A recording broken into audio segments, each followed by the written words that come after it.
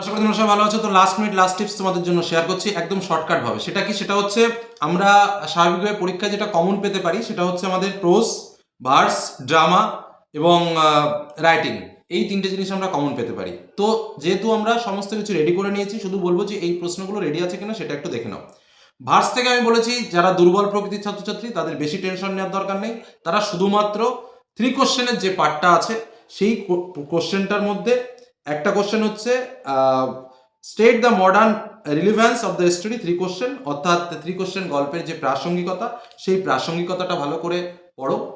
2 নম্বর বলেছি you have already been answered, এই যে পার্টটা আছে হু স্পিক মানে কে এই কথাটা বলেছে, কাকে বলেছে এবং কি উত্তর দেওয়া হয়েছিল, এই প্রশ্নটা বলেছিলাম।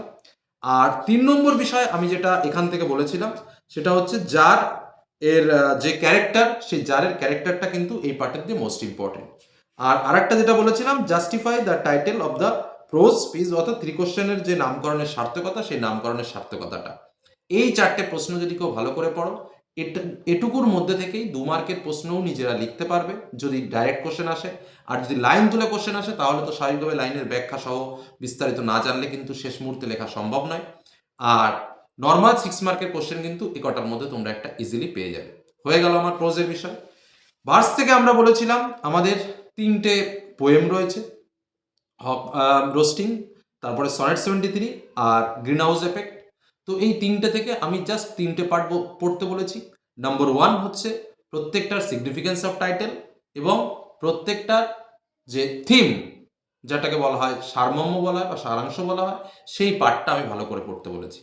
যাই আসবে না কেন 2 মার্কের প্রশ্ন আসলেও সেটা তোমরা লিখতে পারবে এবং 6 মার্ক যদি এই দুটো করে পড়ো তাহলে কিন্তু অবশ্যই কমন পেয়ে যাবে।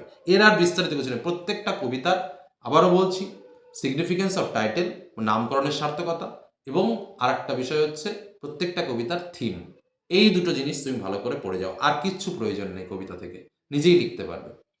3 নম্বর বিষয় যেটা রাইডার্স টু দ্য সি, সেখান থেকে আমি তোমাদের বলেছিলাম 4টে প্রশ্ন, একটা দুটো তিনটে, হ্যাঁ 4টে প্রশ্ন বলেছিলাম। প্রথম প্রশ্ন বলেছি the sea has taken all my son, যেটা সব থেকে ইম্পর্টেন্ট কোশ্চেন, যে সমুদ্র আমার সব ছেলেকে কেড়ে নিয়েছে। এই উক্তি কীভাবে নাটকের যেটা explain the how the line represent the relentless power of nature in play, অর্থাৎ উক্তিটি কিভাবে নাটকে প্রকৃতির নির্দয় ও অপ্রতিরোধ শক্তিকে ব্যাখ্যা করেছে।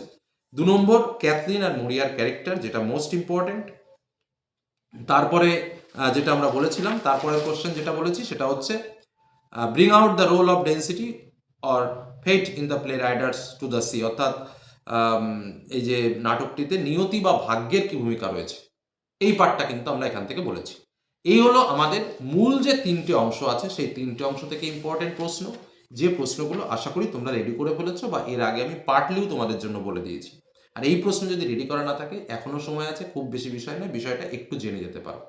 এর মধ্যে থেকেই তোমরা প্রশ্ন পাবে, প্রোজ, ভার্স, ড্রামা, পরিষ্কার কথা বলে রাখলাম। নেক্সট আমাদের টেক্সচুয়াল গ্রামার, কিছুটা প্র্যাকটিস করার ব্যাপার। প্র্যাকটিস ছাড়া টেক্সচুয়াল গ্রামার করা এই মুহূর্তে সম্ভব নয়। 3 নম্বর যেটা পার্ট রয়েছে সেটা হচ্ছে আমাদের এসে রাইটিং, আর অন্যদিকে রয়েছে ইমেল আর ব্লগ রাইটিং। তো যারা রাইটিং লিখতে পারো, পরিষ্কার কথা, এসে রাইটিং মানে সোজা কথায় বলতে গেলে প্যারাগ্রাফ রাইটিং। তো প্যারাগ্রাফ রাইটিং যারা লিখতে পারবে তারা তো স্বাভাবিকভাবে লিখবে।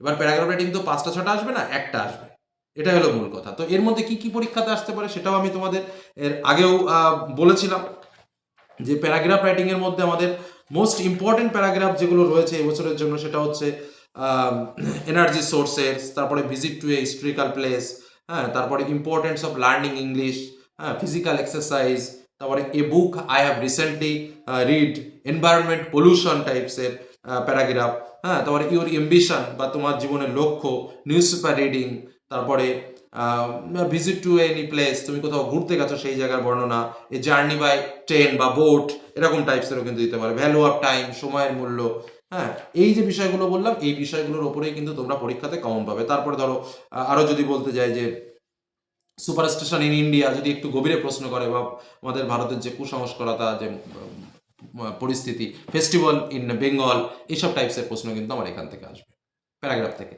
আর রাইটিং এর মধ্যে যে দুটো পার্ট রয়েছে আমার, একটা ব্লগ রাইটিং আর একটা হচ্ছে আমার ইমেল। তো ইমেল তো হচ্ছে একদম সহজ সিস্টেম, আমি একটা প্যাটার্নও তোমাদের জন্য ইতিমধ্যে শেয়ার করেছি।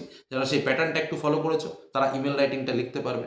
আর যারা ইমেল রাইটিং লিখলে আর ব্লগ থেকে কিন্তু সেরকমভাবে ব্লগের বিভিন্ন টাইপস আছে। এখন কোন ব্লগটা যে আমাদের পরীক্ষাতে আসবে সেটার গ্যারান্টি দিয়ে কিন্তু কিছু বলা যাবে না যে স্যার এই ব্লগটাতেই এসছে। যেমন ধরো সাপোজ একদম দিল যে write a blog within 75 words on online classes advantage and disadvantage.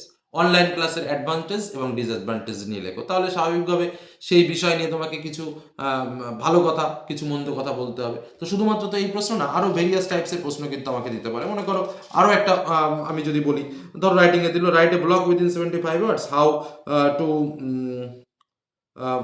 কি সুপার স্টেশন অফ ইন্ডিয়া, আচ্ছা remove super station of India, অর্থাৎ ভারতের যে কুসংস্কার যে বদ্ধ যে পরিস্থিতি রয়েছে কিছু কিছু ক্ষেত্রে, সেটাকে তুমি কিভাবে রিমুভ করবে সেই বিষয় নিয়ে একটা ব্লগ করো। তো স্বাভাবিকভাবে সেটা সম্পর্কেও একটু 2-4 কথা নিজেকে লিখতে হবে। এখানে লেখা ছাড়া কোনো গতি নেই, কিন্তু ইমেলটার একটা শর্টকাট মেথড আছে। তো এগুলো একটু প্র্যাকটিস, একটু নিজে থেকে লেখা, না হলে কিন্তু এই লেখাগুলো আসবে না। তো এগুলো একটু প্র্যাকটিস করো, আর যে প্রশ্নগুলো বললাম সেগুলো প্র্যাকটিস করো, কোনো টেনশন নেই, পরীক্ষা ভালো হবে। আর যে কটা প্রশ্ন এই মুহূর্তে বললাম একদম নজরে রাখো, ঘুরিয়ে ফিরিয়ে এর মধ্যে দিয়ে সব পাবে। ধন্যবাদ।